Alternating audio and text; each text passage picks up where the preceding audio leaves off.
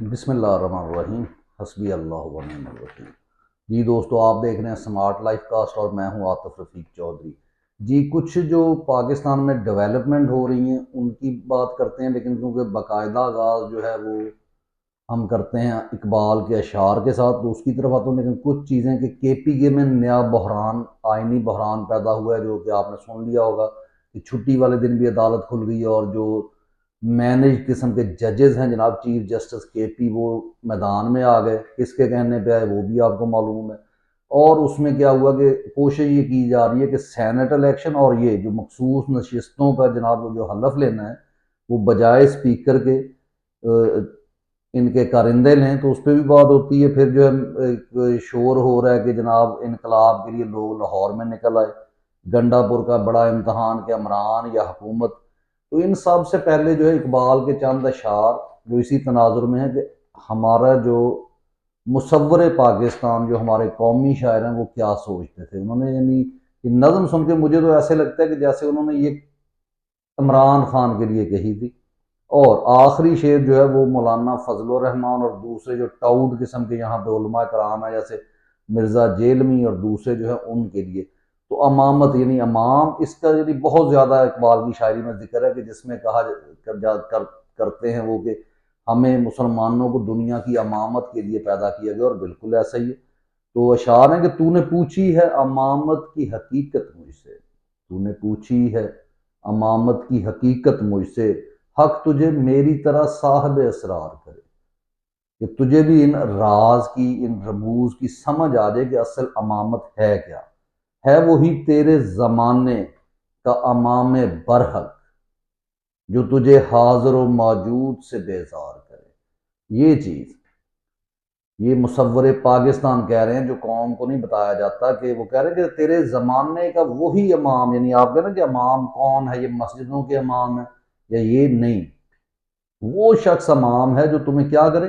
حاضر و موجود سے بیزار کر دے۔ یہ جو آپ کو زمینی حقائق یہ آپ کو جو بتاتے ہیں کہ اصل تو ایسے ہوگا، اسباب تو یہ کہہ رہے ہیں، نہیں،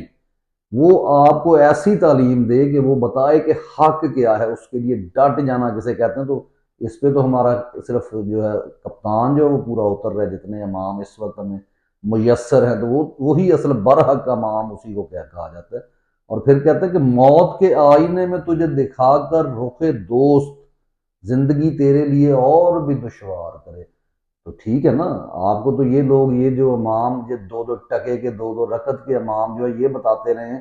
کہ جناب رشوت دینی پڑے تو دے دو، ٹھیک ہے، کیونکہ ملک کا نظام نہیں چل رہا، اس کے ساتھ کھڑے ہو جاؤ۔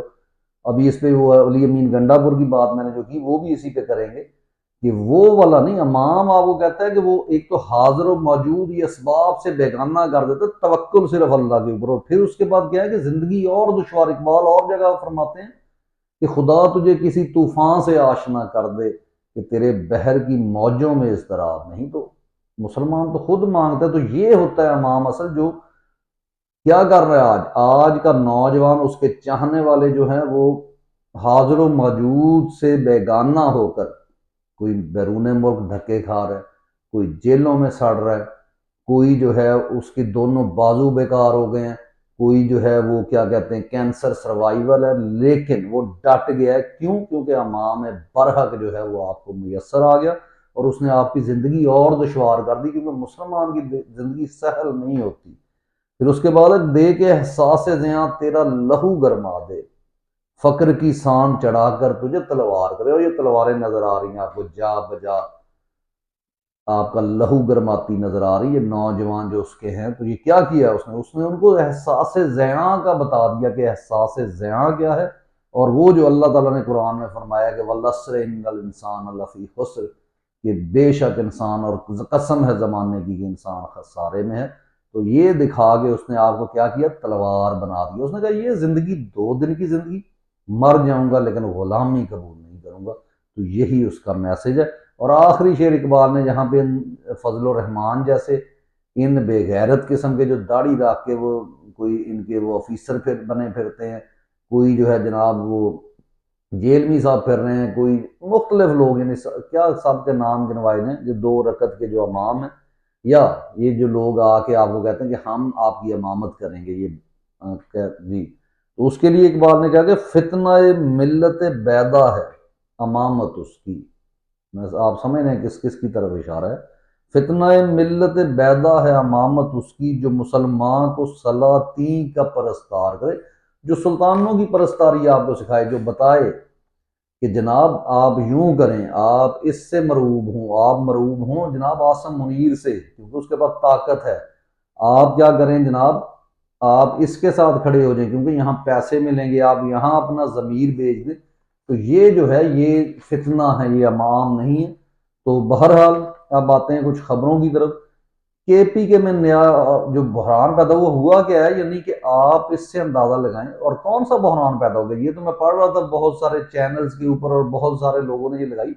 آئینی بحران تو اس ملک میں بہت دیر پہلے سے اور 78 سال سے آئینی بحران کا شکار ہے یہ ملک، اور اس کی وجہ کیا ہے؟ صرف اور صرف اسٹیبلشمنٹ کی جو بے جا جو ہے انٹرفیئرنس ہے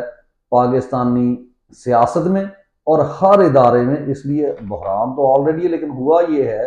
کہ یہ جو نوازا گیا ہے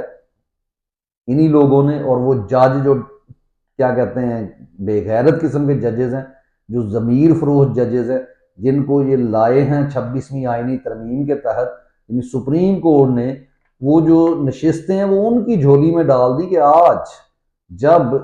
حلف لیا جانا تھا تو وہاں پہ پوائنٹ آؤٹ کیا گیا کہ جناب اسپیکر یہاں پر کم از کم 37 لوگوں کا ہونا ضروری ہے، اور ان کے پاس کتنے لوگ ہیں جن کو تمام نشستیں دی گئی؟ 27 لوگ، ٹھیک ہے،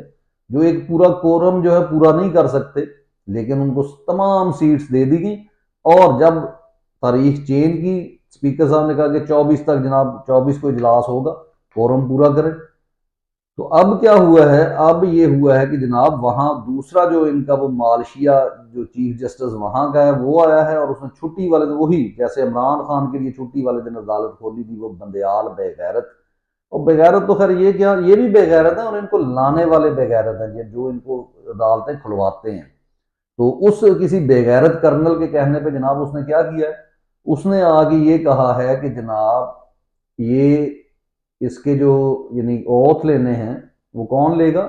وہ اسپیکر لے گا، اسپیکر سوری کہہ رہا ہوں، گورنر لے گا، ٹھیک ہے، وہ باقاعدہ لکھ کر۔ تو تمہاری اوقات کیسے ہے کہ تم جو ہے پارلیمنٹ کی بجائے، اسمبلی کی بجائے، اسپیکر کے آرڈر کے باوجود تم بے غیرت قسم کا ایک جج جو ہے آ کر یہ بتائے کہ جناب یہ ہوگا۔ اور دوسرا اب سینٹ کا الیکشن جو ہے اس کو منتقل کیا جا رہا ہے کیونکہ کچھ عمران خان کے جو سچے سپاہی ہیں، وہ اقبال کے جو شہین ہیں وہ کھڑے ہو گئے ہیں، ان کو سلیوٹ کریں گے، تو اس لیے عدلیہ مکمل سہولت کاری کر رہی ہے۔ اور کون سا یہاں پہ آئینی بحران، یہ تو آلریڈی یہاں بحران ہی بحران ہے۔ تو اس کے بعد جناب کہ میاں عباد فاروق اور سنم جاوید کے بارے میں یہ بھی خبریں لگ رہی ہیں کہ جناب وہ لاہور میں انقلاب لے آئے۔ ہاں یہ ماننا پڑے گا کہ لوگ بڑی تعداد میں وہاں پہ نکلے ہیں، لیکن یہاں پہ ایک چیز آپ کو یاد کرنی ہوگی، لوگ زیادہ سے زیادہ نکلیں کہ وہاں پہ سمندر آ جائے، اور اس کے لیے عوام کو، پاکستانیوں کو سوچنا ہوگا، اگر آپ نہیں نکلیں گے تو ہمیشہ کے لیے غلام بننے کے۔ باقی اس میں بھی سازش ہے کمپنی کی، یہ تو اتنی پولیس ان کے گنڈا، پولیس ان کے لیے گنڈوں کا کردار ادا کرتی ہے، عدلیہ ان کے لیے